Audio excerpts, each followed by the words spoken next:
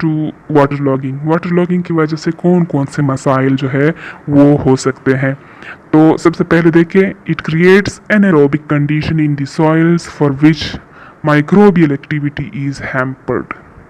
ठीक है, anaerobic condition जो है वो बन जाती है। एनारोबिक कंडीशन आप सबको पता है किस किस तरीके से बनती है। अगर ज़मीन में पानी शामिल हो जाए तो मिट्टी जो है वो एग्रीगेट्स के फॉर्म में है, उसमें पोर स्पेसिस पाई जाती है जहाँ पे हवा होती है, ऑक्सीजन वगैरह होते हैं।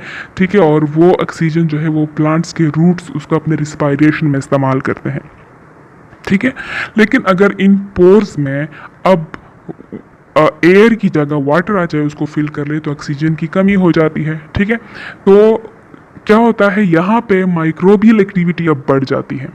ठीक है, माइक्रोबियल एक्टिविटी क्या हो जाती है, वो बढ़ जाती है, और इस तरह जो डिकम्पोजिशन का प्रोसेस है वो तेज़ हो जाता है, जिसकी वजह से जो प्लांट्स के रूट्स होते हैं वो डैमेज होना स्टार्ट कर लेते हैं। ठीक है, अच्छा, फिर उसके बाद the availability of nutrient elements in the soil is reduced and leaching loss is higher.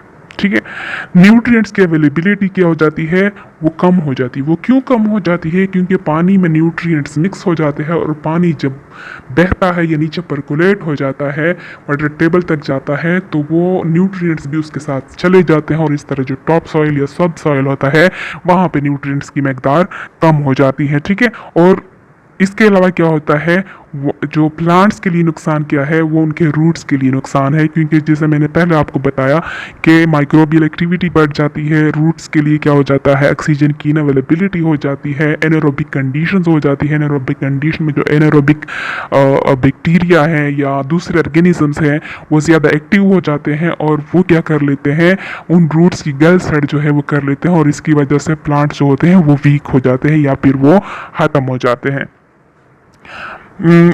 उसके बाद नेक्स्ट है, increases soil pH in the coastal and dry area which leads salinity and alkalinity. ठीक है, पानी जहाँ से आता है, ठीक है, उसमें क्या होते हैं, मिनरल्स वगैरह होते हैं, साल्ट्स होते हैं, तो वो पानी जो पानी वाटर लॉक्ड एरिया में सपोज अगर पानी जो है वो ख़त्म हो गया, वो एवापोरेशन के थ्रू वो चला गया। ठीक है, अब ड्राई सॉइल हो गई, लेकिन वो जो उसमें नमकियात शामिल है, आप सबको पता है, वो वोलेटाइल नहीं है, तो वो क्या करते हैं, वो वाटर वेपर के साथ वापस नहीं जा सकते। वो सार्स जो होते हैं उस ज़मीन में रह जाते हैं, तह बना लेते हैं, और उसकी वजह से वहाँ पे अल्कलिनिटी या सलिनिटी जो है वो आ जाती है। अच्छा, लास्ट वन है, it pollutes soil water and favors excessive weed growth।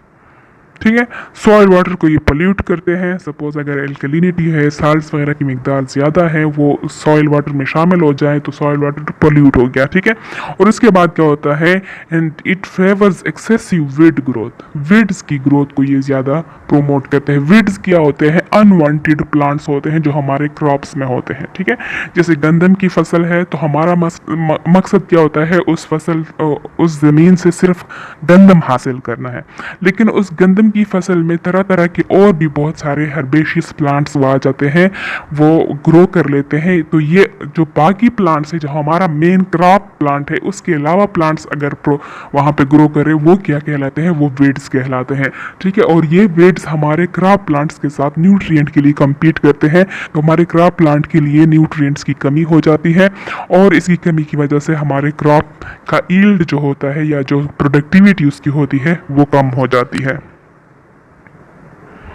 अच्छा, फिर उसके बाद देखिए effects of water logging. Water logging के क्या क्या इफेक्ट्स हैं। ठीक है, तो इफेक्ट्स में मैंने आपको बता दिया स्टार्ट में, अभी पिछले स्लाइड में, कि क्या होता है, एरेशन ऑफ सॉइल वो ख़त्म हो जाती है, तो रूट्स के लिए क्या होता है, मुश्किल हो जाता है कि उसको ऑक्सीजन नहीं मिलती। ठीक है, वो ऑक्सीजन नहीं ले सकते अपने रिस्पायरेशन के थ्रू। उसके बाद क्या होता है, difficulty in cultivation operations. Cultivation, plant grow करने में क्या हो जाता है, उसके जो ऑपरेशंस होते हैं, तरीके होते हैं, उसमें क्या होता है, मसला आता है। फिर उसके बाद growth of water weeds and wild aquatic plants. Weeds ज़्यादा आ जाते हैं हमारे क्रॉप प्लांट्स में, और दूसरे वाइल्ड एक्वेटिक प्लांट्स जो है वो आ जाते हैं कि वाइल्ड एक्वेटिक प्लांट्स, क्योंकि पानी की मकदार ज़्यादा हो गई तो अब यहाँ पे वाइल्ड एक्वेटिक प्लांट्स भी अपने आप को एस्टेब्लिश कर सकते हैं और ये हमारी फसल के साथ कम्पीट करते हैं। ठीक है, उसके बाद क्या है, rise of salts in the surface layers, वो भी मैंने आपको क्लियर कर दिया कि साल्ट्स की मकदार किस तरह बढ़ती है। ठीक है, फिर उसके बाद क्या है, restricted root growth. Root growth क्या हो जाती है, वो रिस्ट्रिक्टेड हो जाती है, वो कम होती है, यानी क्योंकि वाटर, क्योंकि सॉइल जो है वो पूरे का पूरा जो उसके स्पोर स्पेसिस है वो वाटर से फिल हो गए। अब रूट के ग्रोथ के लिए क्या हो गई, कोई स्पेस नहीं मिल रहा, तो उसकी वजह से रूट की ग्रोथ क्या हो जाती है, रिस्ट्रिक्टेड होती है।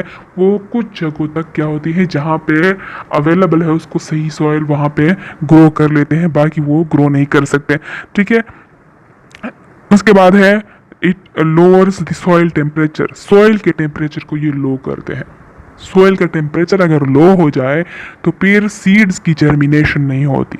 ठीक है, जब हम फसल ग्रो करते हैं सीड्स को हम स्प्रिंकल करते हैं, फैला देते हैं, कहाँ पे, सॉइल में। ठीक है, फिर उसके बाद क्या होता है, वो मिट्टी के नीचे दब जाते हैं। अब वहाँ पे टेम्परेचर क्या होता है, ज़्यादा होता है, तो ज़्यादा टेम्परेचर नमी भी उसको प्रोवाइड हो जाती है, तो उसकी वजह से वो क्या होती है, उसका एम्ब्रियो बाहर निकलता है और वो ग्रो कर लेते हैं।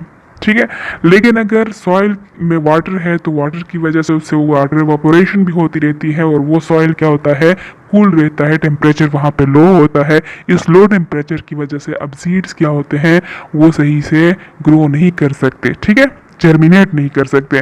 और इसके अलावा प्लांट डिजीज़, मुख्तलिफ प्लांट डिजीज़ इसकी वजह से होती है, क्योंकि यहाँ पे बहुत सारे पैथोजेनिक बैक्टीरिया जो एनारोबिक बैक्टीरिया है वो आ जाते हैं, वहाँ पे अपने आप को एस्टेब्लिश कर लेते हैं और उसकी वजह से प्लांट्स जो है वो डिजीज़, उनमें डिजीज़ आ जाती है। डिजीज़ का स्प्रेड जो है वो आसानी से हो जाता है, क्योंकि वाटर के थ्रू जो डिजीज़ काजिंग एजेंट्स हैं, इनके स्पोर्स या इनके सेल्स, इनकी स्प्रेड आसानी से हो जाती है।